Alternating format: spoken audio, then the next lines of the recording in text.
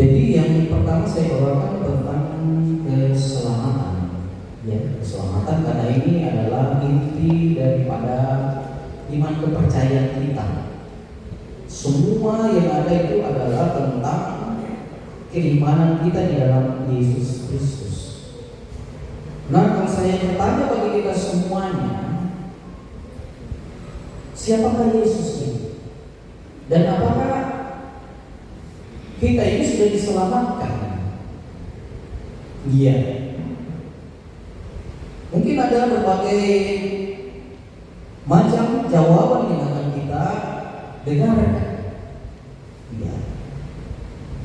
Atau mungkin ada yang hanya terdiam pada saat seseorang mengatakan siapakah Yesus? Ya. Apakah benar dia sungguh-sungguh adalah Allah yang datang di tengah-tengah dunia ini, atau hanya dia sebagai manusia seperti dengan kita? Ataupun kita katakan mujizat-mujizatnya itu hanyalah sesuatu hal yang ada juga yang dapat dilakukan oleh seseorang, atau mujizat-mujizatnya yang dilakukan itu adalah hanya kebohongan belaka, atau Yesus adalah hanya sejarah saja, sejarah yang tidak sepenuhnya benar, bisa untuk dikabulkan. Iya. Atau sejarah Yesus itu adalah memang sungguh-sungguh yang kita imani. Karena itu kehadiran kita di tempat ini harus ada tujuan yang harus kita dapatkan dari semuanya itu. Dan harapan kita apapun juga, di dalam kita memaknai dan mempelajari tentang dogmatika atau pengajaran tentang iman Kristen. Iman Kristen yaitu Allah yang datang di tengah-tengah dunia ini menjelma sebagai, dia mengambil rupa sebagai seorang manusia. Dia lahir, dia mati, dia bangkit.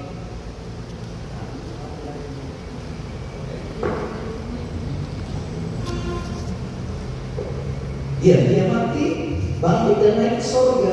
Roh Kudus turun di tengah-tengah dunia ini. Jadi saya mulai saja tujuan mempelajari doktrin keselamatan dan Tritunggal. Apa tujuan yang kita capai dalam mempelajari tentang soteriologi dan Allah Tritunggal ini? Ya, ada beberapa poin, ada 6 yang dapat kita pahami, yaitu mengenal Allah lebih benar. Dalam Yohanes pasal 14 ayatnya yang ke-6 dikatakan, "Akulah jalan dan kebenaran dan hidup, tidak ada seorang pun yang datang kepada Bapa tanpa melalui Aku." Iya. Jadi itu yang menegaskan bagi kita di tengah-tengah iman kepercayaan kita, bukan yang lain, tidak ada yang lain. Karena ditegaskan bagi kita semuanya. Mengenal Allah, yang pertama mengenal Allah dengan lebih benar dalam Yohanes pasal 14 ayat 6. Dan kita mengerti tentang Tritunggal doktrin ini membantu umat Kristen memahami siapa Allah yang mereka sembah. Satu Allah dan 3 pribadi, Bapa, Anak, Yesus Kristus dan Roh Kudus. Nah, ini pengetahuan akan Allah dalam kekristenan. Dan yang kedua menyangkut keselamatan, memahami bagaimana Allah menyelamatkan manusia dan karya Yesus dan pekerjaan Roh Kudus. Itu dulu yang kita pahami, sehingga kita bisa untuk berargumentasi di tengah-tengah kehidupan kita sebagai orang percaya. Dua, menumbuhkan iman hubungan pribadi dengan Allah.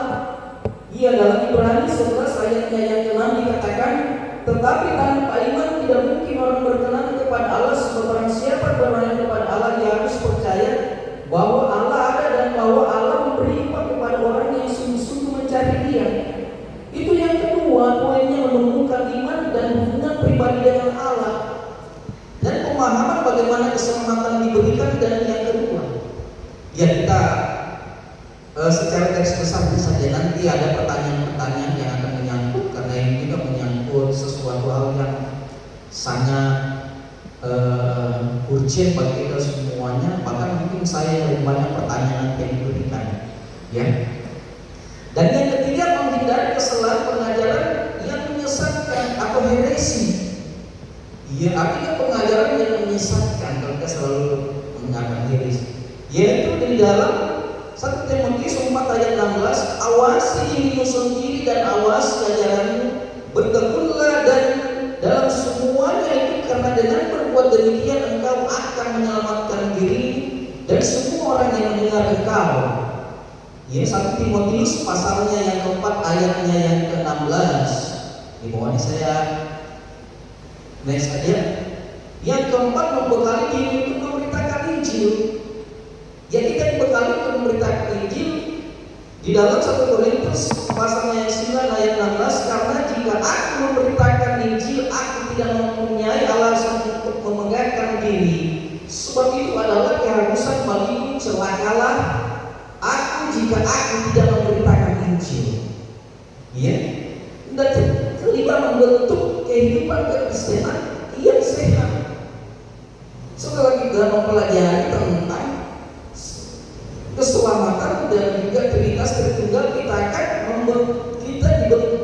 dibentuk untuk kehidupan Kristen yang sehat di dalam Yeremia pasal 29 ayat 11 dikatakan, sebab aku ini mengetahui rancangan-rancangan apa yang ada padaku mengenai kamu, demikian firman Tuhan, yaitu rancangan damai sejahtera dan bukan rancangan kecelakaan, untuk memberikan kepadamu hari depan penuh harapan. Dan yang berikut, harapan. Ada harapan di dalam kita mempelajari tentang keselamatan dan Tritunggal. Ya, harapannya yang pertama, pertumbuhan iman yang lebih dalam. Roma pasal 10 ayat 17 dikatakan, jadi iman timbul dari pendengaran dan pendengaran oleh firman Kristus. Ya, dan yang kedua, relasi lebih dekat dengan Allah. Ada relasi di dalam kita memahami tentang iman kita. Ya kan, bukan sekedar kita percaya segala sesuatu tetapi kita tidak mengimani. Ya, saya rasa itu adalah sesuatu yang tidak akan membuat kita semakin dekat kepada Tuhan. Iya, relasi yang lebih dekat dengan Allah. Dalam Yohanes pasal 15 ayat 4, tinggallah di dalam aku dan aku di dalam kamu, sama seperti ranting tidak dapat berbuah dari dirinya sendiri kalau dia tidak tinggal pada pokok anggur, demikian juga kalau juga kamu tidak berbuah jikalau kamu tidak tinggal di dalam aku. Ya, ini adalah perintah. Dan yang berikut, iman yang kokoh dan tidak goyah. Iman kita yang kokoh dan tidak goyah. Ya, dikatakan tetapi, ya saya tidak tahu nanti kita. Ibrani 11 ayatnya yang ke-6. Iya. Dan yang berikutnya adalah hidup yang berdampak bagi sesama. Hidup yang berdampak bagi sesama.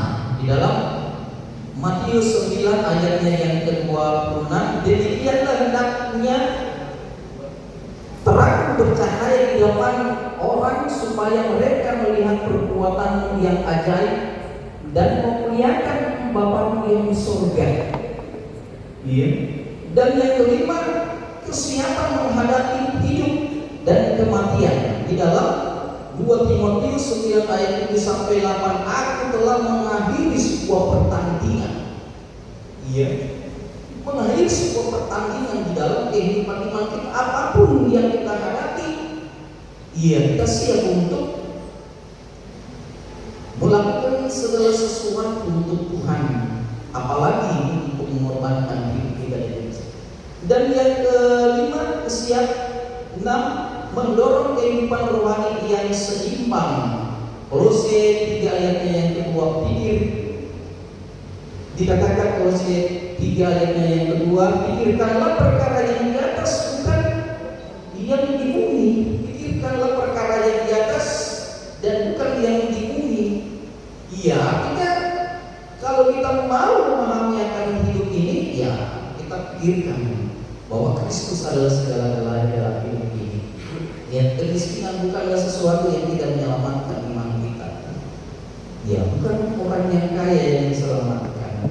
Miskin bukan Tuhan juga tidak memilih kita untuk mendapatkan keselamatan. Dan berikut, nah ini pengertian soteriologi dalam agama Kristen. Soteriologi dalam agama Kristen adalah cabang teologi yang membahas tentang keselamatan manusia. Istilah soteriologi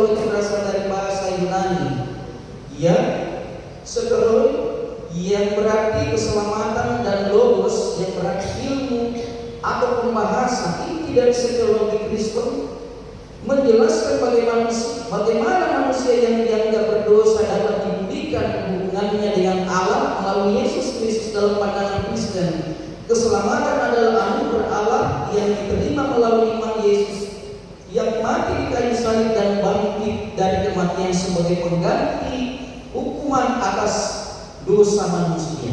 Ini beberapa poin penting dalam teologi Kristen, yaitu dosa, penebusan, iman dan pertobatan, anugerah dan kelahiran baru. Dan yang berikut pokok-pokok yang dikaji dalam teologi, yaitu dosa asal usul, penebusan, bagaimana terus menerus dosa manusia menebus, bagaimana Yesus menebus dosa manusia melalui salib, pembenaran atau justification, manusia dinyatakan benar di hadapan Allah, penebusan, kelanjutan pemulihan Allah. Itu dalam konteks teologi yang pertama, itu mengapa manusia membutuhkan keselamatan, karena manusia berdosa. Bagaimana keselamatan itu disediakan melalui kematian dan kebangkitan Yesus. Bagaimana manusia menerima keselamatan melalui iman, anugerah dan pertobatan. Hasil dari keselamatan itu, saya lanjut lagi, dasar iman Kristen dan sola reformasi. Umat Kristen Protestan memiliki 5 dasar atau pilar iman yang lain sejak era reformasi. Gereja sekitar 50 tahun yang lalu saat reformasi tanggal 31 Oktober 1517 dalam abad ke-15 sampai abad yang ke-16. Yang pertama itu adalah sola scriptura, yaitu hanya Alkitab. Yang kita bisa temukan di dalam 2 Timotius pasal 3 ayatnya yang ke-16. Oleh karena itu, apapun yang diajarkan oleh Paulus atau dalam tradisi yang bertentangan dengan Alkitab harus ditolak. Jadi 2 Timotius 3 ayatnya pasal 3 ayatnya yang ke-16 ayat 17. Segala sesuatu firman Tuhan itu diilhamkan oleh Allah. Dan yang berikutnya sola fide, sola menekankan keselamatan sebagai anugerah gratis. Karena di sini gereja Katolik menggunakan indulgensi atau sumbangan uang untuk membeli status di hadapan Allah. Ketika itu gereja Katolik mengajarkan bahwa umat Allah akan mendapat keselamatan. Nah, itu yang ditentang.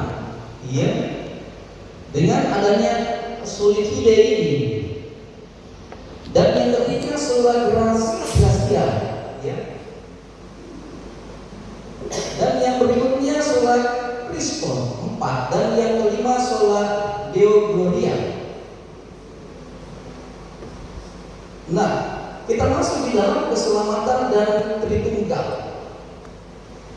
Teologi Kristen tentang keselamatan hanya 2 yang akan kita jelaskan di sini. Dalam teologi Kristen ada 2 ajaran yang dinilai sangat penting dan mendasar yang akan kita pelajari. Yang pertama, keyakinan bahwa keselamatan adalah sola gratia. 2, keyakinan bahwa keselamatan adalah sola fide. Kita akan membahas aspek pertama dahulu, yaitu keselamatan sebagai sola gratia. Sola gratia itu keselamatan hanya karena ada di dalam anugerah Tuhan.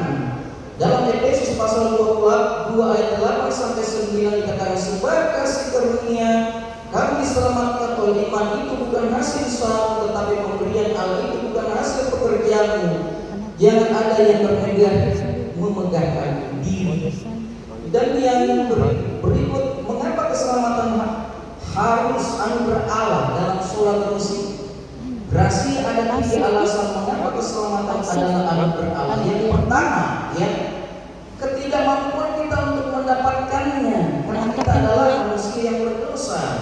Yang kedua, alasan kedua mengapa keselamatan adalah anugerah adalah karena ketidakmampuan manusia untuk menerima dosa atau diperbudak. Dan yang ketiga, alasan yang ketiga adalah karena ketidaklayakan kita untuk menerimanya. Manusia berdosa selayaknya dihukum. Dalam Roma pasalnya yang ketiga ayatnya yang ke-23 dikatakan bahwa semua orang telah berdosa. Saya lanjut saja. Ini sola fide. Ajaran mengenai sola fide menegaskan bahwa kekristenan mempercayai bahwa seorang masuk ke dalam keselamatan hanya melalui iman kepada Yesus Kristus. Filipi 3 ayat 9 menegaskan aspek iman sebagai jalan masuk seseorang kepada keselamatan. Saya terus saja dia masuk di dalam Tritunggal. Banyak umat Kristen yang percaya tentang Allah bahwa Tuhan Yesus sebagai Allah Anak dan Roh Kudus dalam kehidupan, tetapi kalau kita ditanya tentang bagaimana hubungan ketiganya, itu banyak sekali yang tidak mampu untuk atau tidak tahu untuk menjelaskan bahwa ada yang memahami dan ada yang keliru atau salah. Hal ini dapat menyebabkan seorang terpojok atau terjebak dalam suatu dialog sehingga akan merugikan iman Kristen secara keseluruhan. Saya lanjut saja. Ya.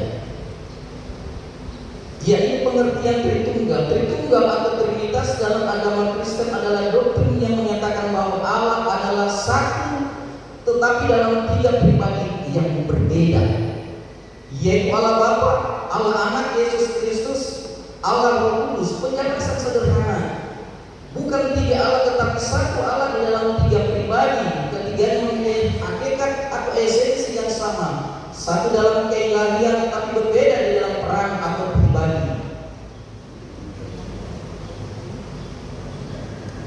Iya, yang menjadi contoh, yang masing-masing kita mengambil contoh.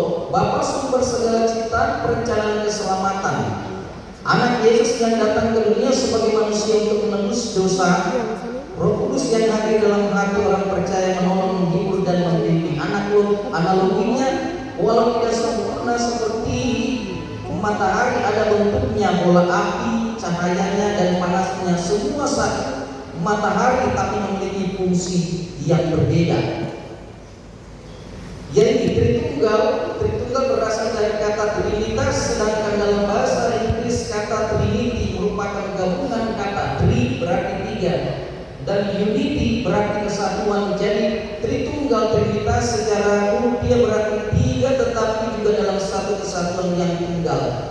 Jadi istilah Tritunggal tidak menjelaskan adanya tiga Allah di dalam Alkitab, tetapi menyatakan tentang satu Allah memiliki tiga pribadi, Bapa, Anak, dan Roh Kudus. Memang harus diakui bahwa formulasi Tritunggal ini merupakan suatu yang misteri dan sudah dimengerti oleh rasio manusia. Namun hal ini tidak berarti irasional, tetapi suprarasional melampaui rasio.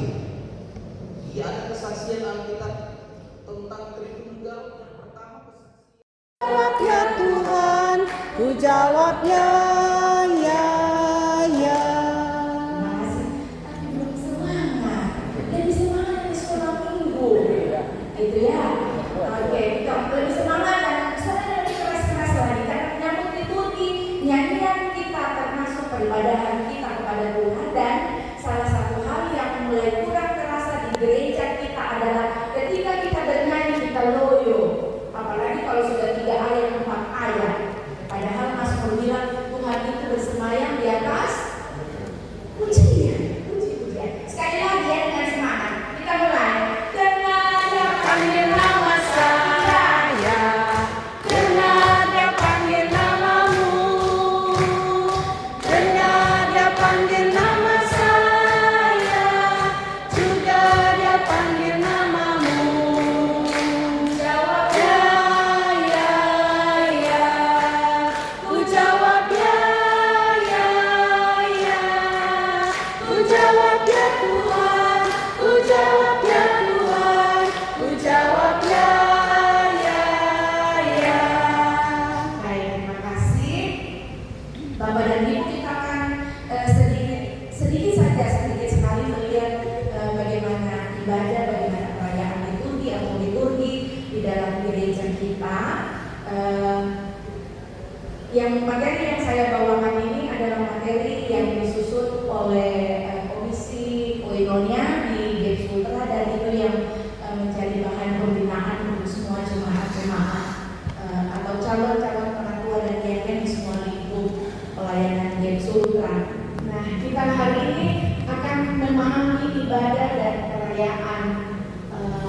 liturgi. Apa itu liturgi? Liturgi itu menyangkut unsur-unsur liturgi, simbol-simbol dalam peribadahan kita. Jadi liturgi itu menyangkut mimbar, liturgi itu juga menyangkut stola yang kita gunakan, liturgi juga menyangkut ada berapa warna liturgi yang dipakai di James Sutra. Jangan banyak, 5. Yo, 5. Apa pertama? Hitam, putih, merah, ungu, dan hijau. Nah, jadi kita harus tahu ini digunakan waktu kapan, gitu ya. Nanti untuk pemilihan selanjutnya kita akan. Tapi itu hal-hal, termasuk saya bersyukur banyak perempuan yang hadir pada saat ini. Mengapa liturgi itu penting? Salah satunya juga adalah penataan ruang ibadah kita itu juga menentukan bagaimana perasaan kita ketika beribadah. Ya, jadi saudara-saudaraku, saudari-saudariku, kita yang perempuan, ayo melatih kepekaan kita melihat di gereja. Apa nih yang kurang? Apa yang kurang? Saya bersyukur sekarang sudah banyak bunga hidup di gereja Korea, di jemaat Korea. Ini penting ya. Jadi mungkin pelan-pelan nanti akhirnya hilang bunga plastik, sudah digantikan semuanya oleh bunga hidup, karena itu juga mempengaruhi suasana hati kita ketika beribadah. Simbol-simbol ini penting untuk kita pahami supaya kita benar-benar terarah dalam peribadahan kita. Kemudian apa itu ibadah?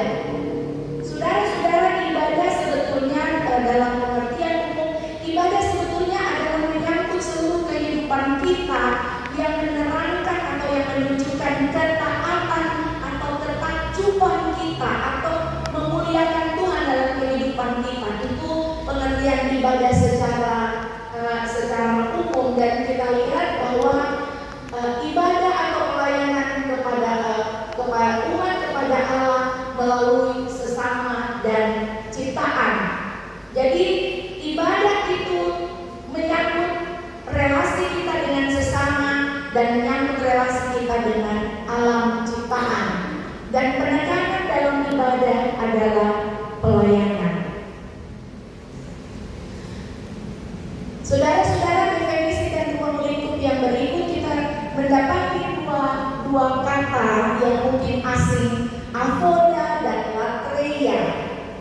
Ibadah berasal dari kata Ibrani avoda, ada yang pakai H, ada yang tidak pakai H, dan juga dari bahasa Yunani latreia, yang pada awalnya menggambarkan pekerjaan hamba.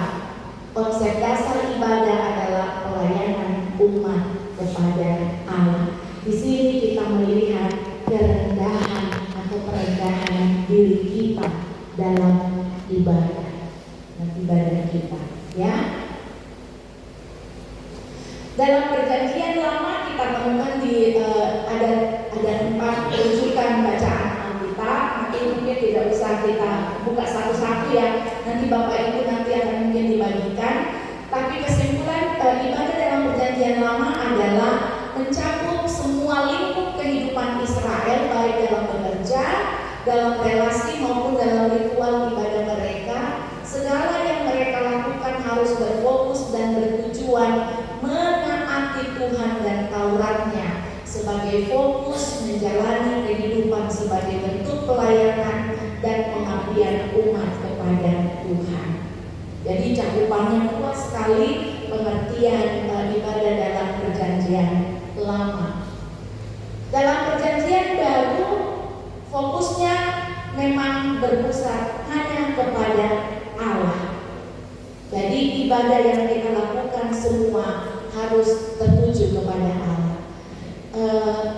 Satu rujukan ayat Alkitab yang sangat kita kenal dari Roma pasal 12 ayat 1. Apa itu? Ada yang kira-kira ingat Roma 12 ayat 1? Tentang apa? Ibadah yang sejati, mempersembahkan diri Jadi kita bisa simpulkan bahwa pandangan atau pengertian ibadah dalam perjanjian baru adalah mengajarkan bahwa sebagai umat kepunyaan Allah yang telah ditebus dalam Kristus, maka orang Kristen harus merespon kemurahan Allah dengan rela mempersembahkan tubuh atau segenap keberadaannya, tubuh jiwanya, segenap kehidupannya sebagai yang dikenan Allah. Maksudnya yang diperkenan oleh Allah itu adalah penyembahan sejati, ibadah yang sejati, yang sesungguhnya. Dapat kita simpulkan bahwa baik perjanjian lama maupun perjanjian baru mengajak kita bahwa ibadah kita tertuju kepada Allah. Yang berikut tentang liturgi. Liturgi adalah perayaan ibadah dan ini dibatasi oleh ruang dan waktu. Misalnya ibadah minggu gitu ya, ibadah minggu kita beribadah di sini jam berapa Pak Luther? Jam 9, katakanlah jam 9 sampai jam 11 sore lagi masih ada gitu ya. Itu maksudnya. Kemudian juga waktu kita ruang ibadah ini atau juga teras di samping. Simbol-simbol dalam liturgi pertama-tama ini menyangkut soal Kristus. Maka ketika kita memperhatikan tahun liturgi kita, tahun gerejawi kita, maka di sana kita akan melihat peristiwa-peristiwa yang menyangkut Yesus Kristus. Misalnya kemarin kita baru saja Minggu Sengsara. Ada berapa Minggu Sengsara? Ada 7. Setelah Minggu Sengsara kita masuk Jumat Agung. Setelah Jumat Agung kita masuk Paskah. Setelah Paskah kita masuk apa? Kenaikan Tuhan Yesus ke surga. Setelah itu ketuanan Roh Kudus. Setelah itu disebut dengan minggu-minggu biasa. Itu waktunya panjang sekali mengantar kita. Jadi dipakai hijau itu yang paling lama sampai kemudian 4 minggu menjelang menjelang Natal, minggu Advent. Kemudian juga ada Roh Kudus atau peristiwa ketuanan Roh Kudus. Kemudian ada prosesi atau gerak dalam ibadah. Kemudian ada benda-benda, air, roti, anggur, juga stola, kain-kain yang menggambarkan tahun-tahun liturgi.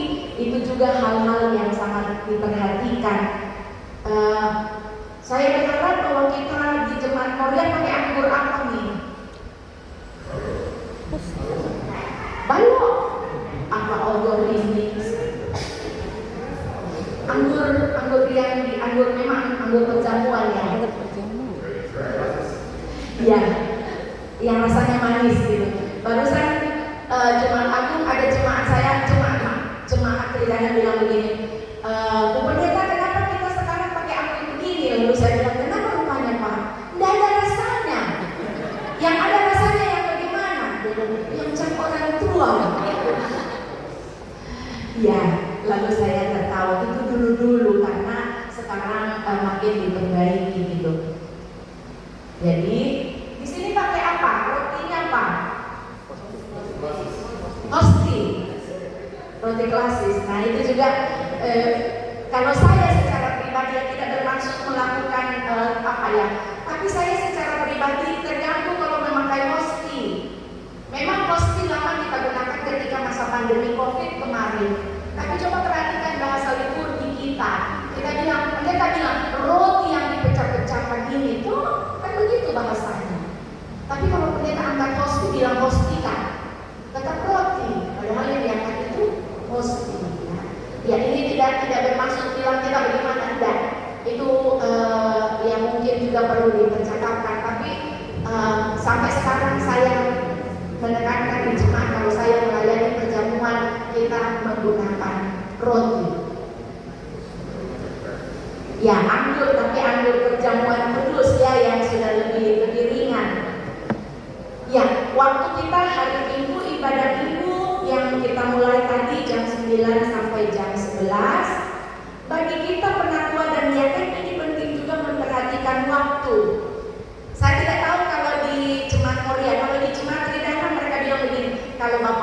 sudah datang berarti ibadah sudah mulai mulai. Karena pasti dia yang paling belakang datang.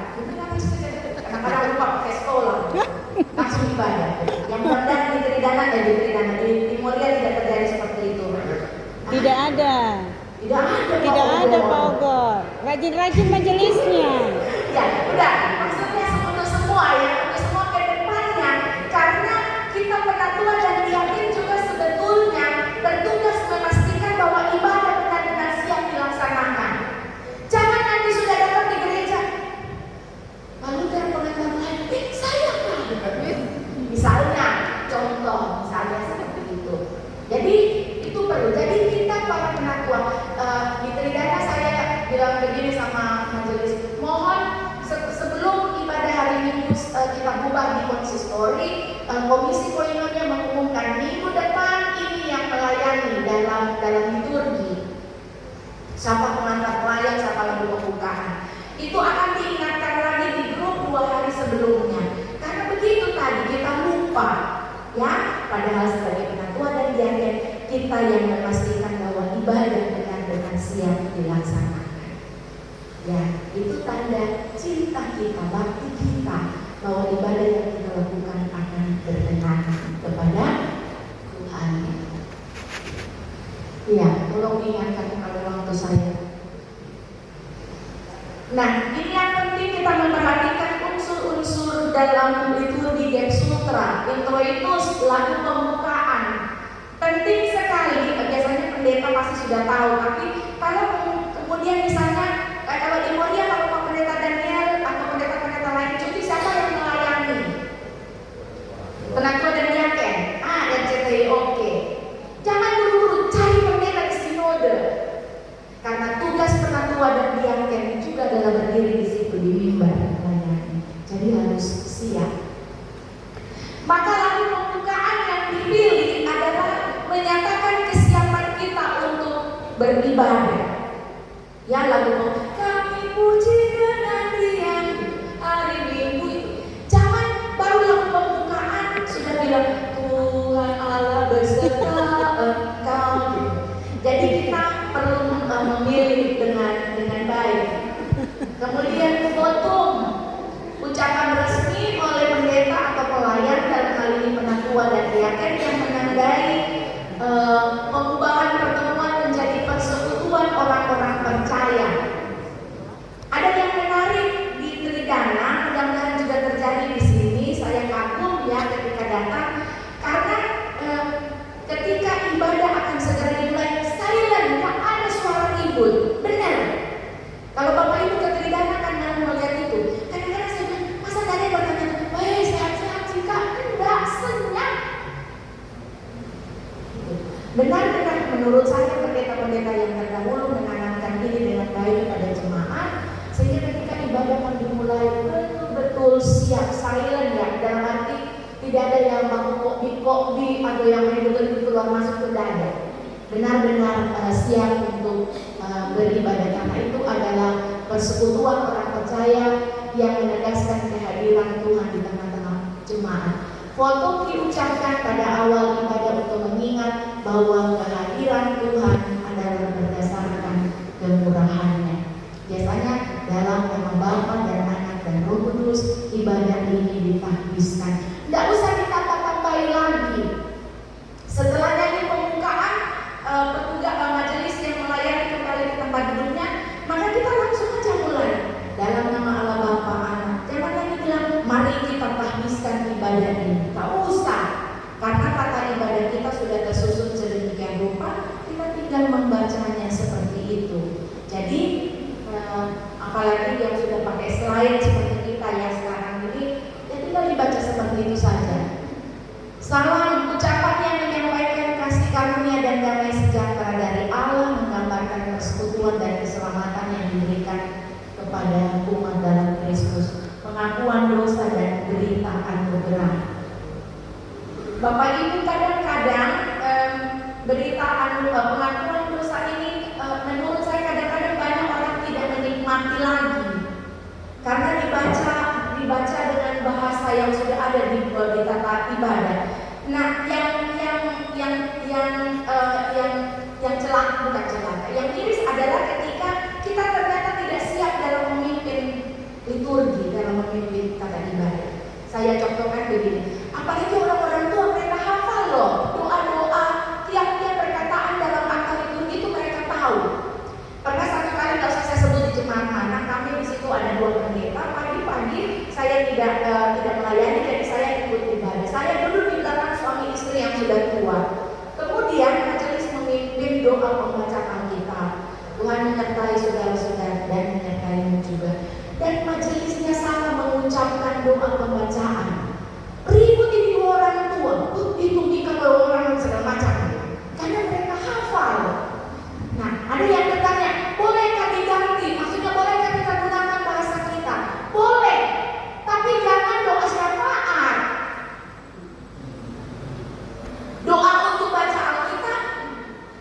Bapa di surga, atau ya Tuhan, kami siap untuk mendengarkan firman-Mu. Kiranya Roh Kudus menolong kami. Dalam nama Yesus yang mengajarkan kami berdoa.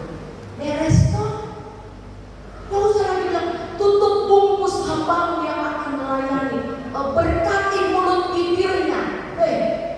Ada lagi saya baca di mana? Ada di mana dibaca atau di mana saya dengar? Ada yang bilang, urapilah bibir mulut hamba-Mu. Yang diurapi itu kita, bukan cuma mulut dan bibir.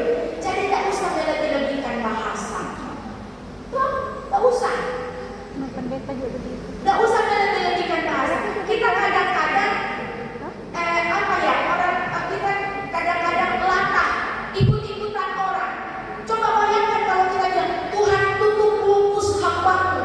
Pendeta juga Nah kalau hamba Tuhan ditutup bungkus, bagaimana dia mau melayani? Gunakanlah bahasa yang sederhana dan kita mengerti. Pendeta.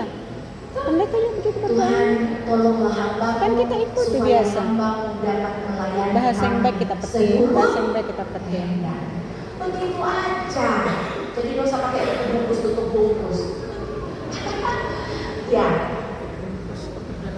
Doa firman, ini juga tadi. Ini yang saya maksudkan. Kalau kita masih mau membaca dari buku liturgi tidak apa-apa, tapi juga menggunakan bahasa sendiri yang disederhanakan juga boleh. Oh, saat Amanat ibadah hari hidup baru, Minggu. umat yang telah diampuni harus merespon dengan komitmen untuk hidup sesuai dengan hukum Allah, termasuk pembacaan hukum dan pengajaran iman. Gloria kecil, lagu pujian yang dinyanyikan oleh jemaat sebagai ungkapan hormat kepada Allah tertunda. Bapak Ibu, saya mau coba. Kita nyanyi dulu. Hormat bagi Bapak 1, 2, 3. Hormat bagi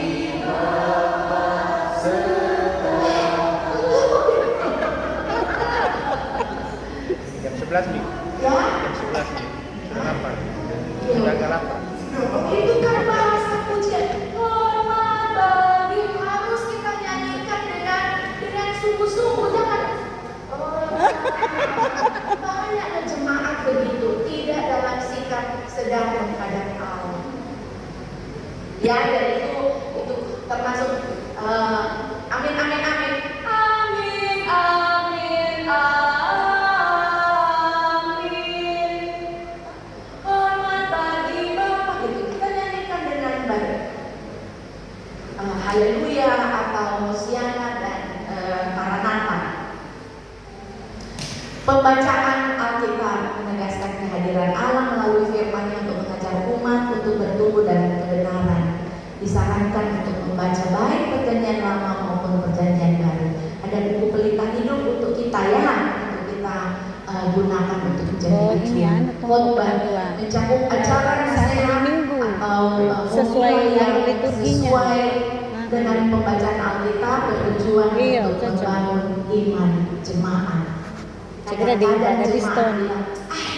Saya tadi pergi gereja tapi saya tak tahu apa yang saya bawa pulang. Hanya 2 Ci. Kalau bukan dia memang tidak siap untuk beribadah, menokok-nokok hatinya tuh. Dan yang kedua mungkin pendeta khotbah juga terlalu lama.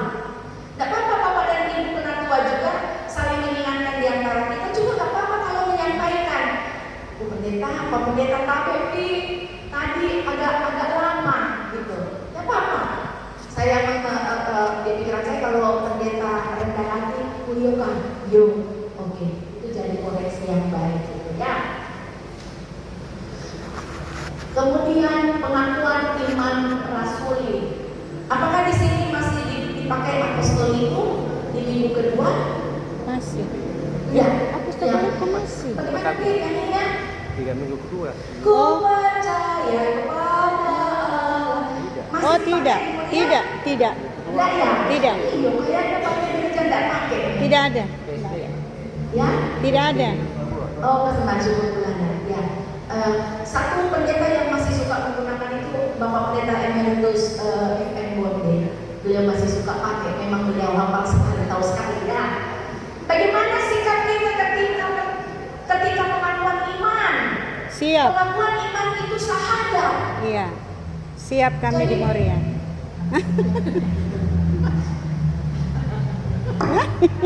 Itu sikap yang paling banyak saya lihat dari atas ini. Iya. Jadi saya selalu bilang, mari dengan sikap yang tegak, dengan suara yang tegas kita ikrarkan kemampuan iman kita.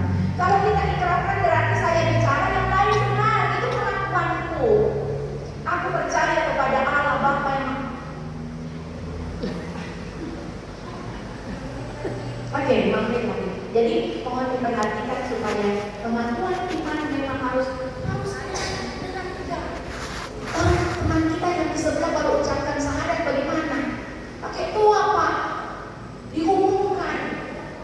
Tapi kita pengakuan iman kita justru lakukan dengan asal-asalan, dengan malas-malasan. Kemudian doa syafaat, doa untuk mendoakan berbagai pihak. Makanya agak lama doa syafaat, ya. Tapi mudah-mudahan di Moria tidak ada. Kadang-kadang doa syafaat jadi kesempatannya majelis keluar istirahat. Enggak sih? Tidak. Enggak sih? Tidak, Bu Pendeta. Ketawa berarti ragu-ragu. Mungkin ada. Kemudian persembahan syukur, memberikan uang atau barang-barang untuk mendukung pelayanan gereja. Kemudian ini nyanyian jemaat mengungkapkan pujian kepada Tuhan dengan tulus melalui suara, mencakup segala karya-karyanya di mana Tuhan senang atas puji-pujian jemaat. Karena itu nyanyian jemaat juga harus dipersiapkan dan dilatih dengan baik oleh kantoria dan pemain musik. Tapi tolong Bapak Ibu majelis, kantoria bukan duet dalam gereja. Karena itu suara mereka tidak boleh dominan. Saya memperhatikan ada beberapa jemaat kota ketika ibadah karena sound systemnya bagus, maka yang terdengar itu cuma duet, bukan lagi jemaat yang bernyanyi. Itu tolong diperhatikan.